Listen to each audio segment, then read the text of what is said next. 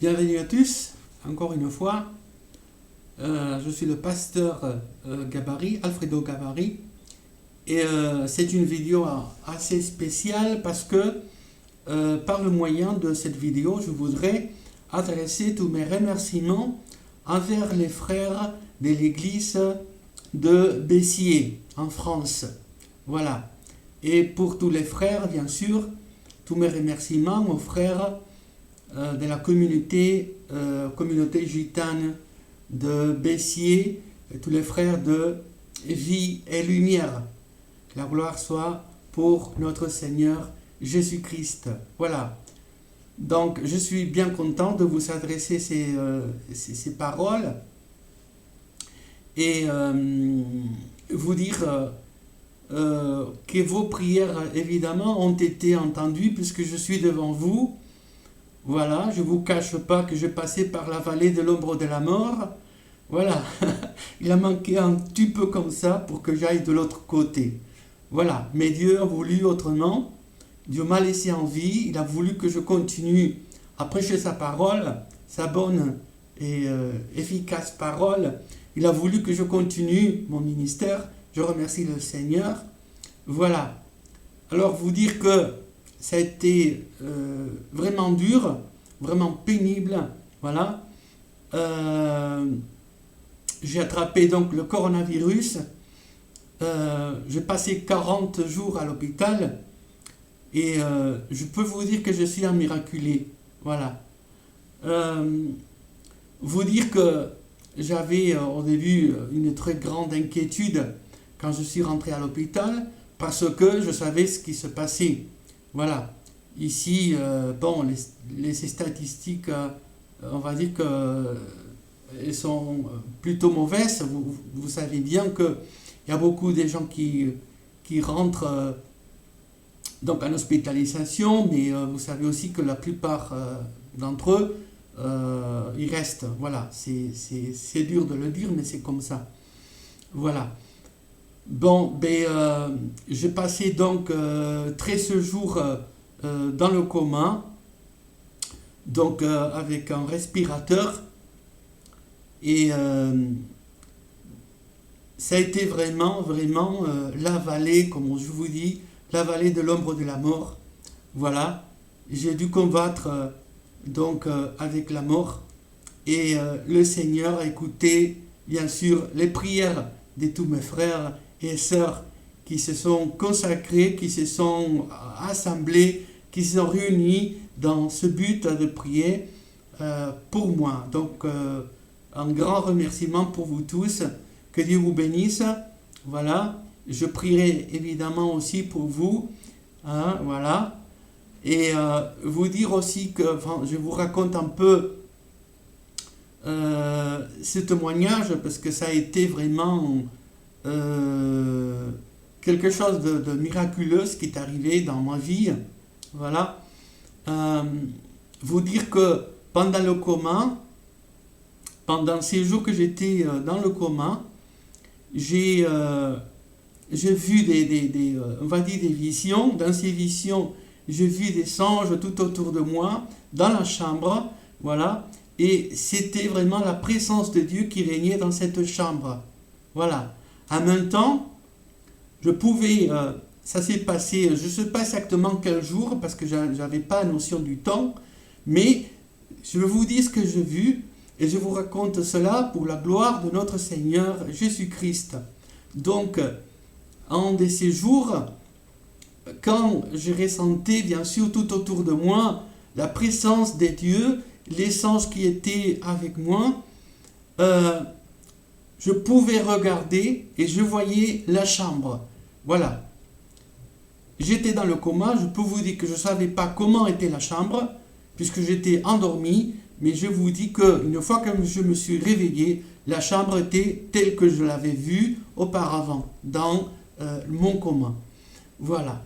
Donc, évidemment, j'étais en dehors de mon corps, c'est sûr. Et qu'est-ce que je voyais? Alors, il y avait, vous savez bien, les vitrines, d'accord? On va dire les vitres, voilà, plutôt, les vitres, voilà.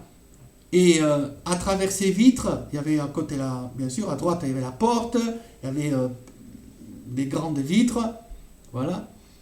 Je voyais à travers les vitres une dame qui était, comme on dit nous, en deuil, tout en noir. Elle était habillée tout en noir, de la tête aux pieds, elle était habillée tout en noir. Cette dame essayait de rentrer dans la chambre, mais elle ne pouvait pas. Elle regardait des côtés et d'autres, elle essayait de me faire peur, elle se mettait devant la porte, elle essayait de forcer la porte, elle essayait de pousser la porte, mais rien à faire, la présence de Dieu était là. Voilà, cette dame, pour ainsi dire, représentait en quelque sorte la mort. Elle voulait entrer dans la chambre, elle voulait me faire du mal, mais la présence de Dieu était là. Gloire à Dieu. Alors, pour continuer ce témoignage, vous dis que les pires moments que j'ai passés, c'était après, une fois que, on va dire, les médecins m'ont réveillé, m'ont enlevé les tuyaux que j'avais dans la gorge pour pouvoir respirer, donc cette machine, le respirateur. On m'a enlevé le tuyau, c'était un gros tuyau, voilà. Et on va dire que j'ai passé la première journée, ça a été très très dur, parce que j'avais, excuse-moi, mais j'avais plein de glaire, voilà, qui me bloquait la respiration, et par moments je ne pouvais plus respirer, donc j'étais complètement bloqué, mais la grâce de Dieu était là, voilà. Rapidement, les médecins sont rentrés, voilà, ils ont fait ce qu'il fallait faire pour pouvoir, on va dire, m'aider à respirer. Ça a été vraiment dur parce que là, j'ai vu aussi la mort bien de près, quoi. Voilà. Donc les premiers 15 jours, je les ai passés dans cette unité de soins intensifs. Après, on m'a fait monter dans une chambre. Et je peux vous dire que ça a été vraiment dur parce qu'une fois que je me suis réveillé, je constatais que mes jambes ne répondaient plus. J'avais plus, on va dire, la capacité de marcher, pas du tout. Je ne pouvais plus tenir, voilà, debout. Et bon, je comptais sur le sort pour pouvoir m'aider, quoi. Voilà, donc ça a été très dur.